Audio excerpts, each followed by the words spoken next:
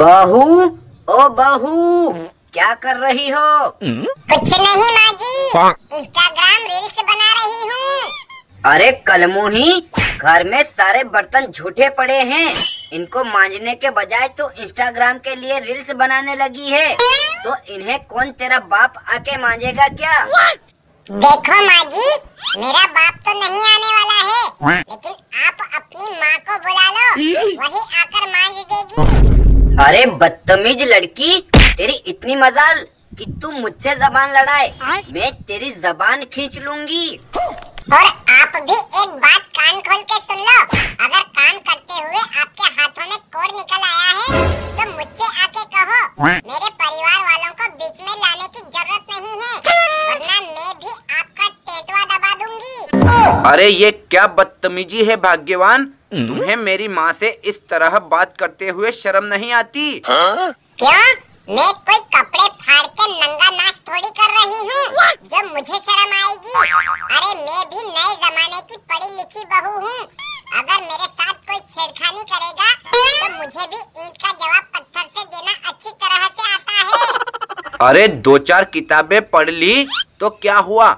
इसका मतलब ये थोड़ी है कि जो तेरे मन में आए वो बोलती रहे। देखो, मैं कोई अपनी पढ़ाई का घमंड नहीं दिखा रही हूँ, मेरे कहने का मतलब तो ये है कि जो काम मुझे करना है वो मैं कर लूंगी। बार बार कौवे की तरह काव काव करके मेरे किसी काम में टांग अड़ाने की जरूरत नहीं है, वरना मैं आपकी टांगे ही तोड़ दूंगी।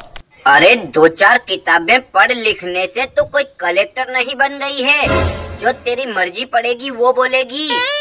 तो मैंने कब कहा कि मैं कलेक्टर बन गई हूँ, और कभी किसी काम से मना भी नहीं किया। लेकिन खबरदार, अगर मुझे इंस्टाग्राम रील्स बनाने से रोका तो मुझसे बुरा कोई नहीं होगा। हे भगवान, पता नहीं किस मनहूस घड़ी में अपने बेटे की शादी कराई थी मैंने, जो ये बदतमीज बेलगाम घोड़ी बहू के रूप में मिली है। अरे क्या हुआ शांति बहन, अब तो तुम्हारे लोंडे की शादी भी हो गई, फिर तुम भगवान को क्यों कोस रही हो? और ये तो बताओ, तुम्हारी नई बहू क्या कर रही है?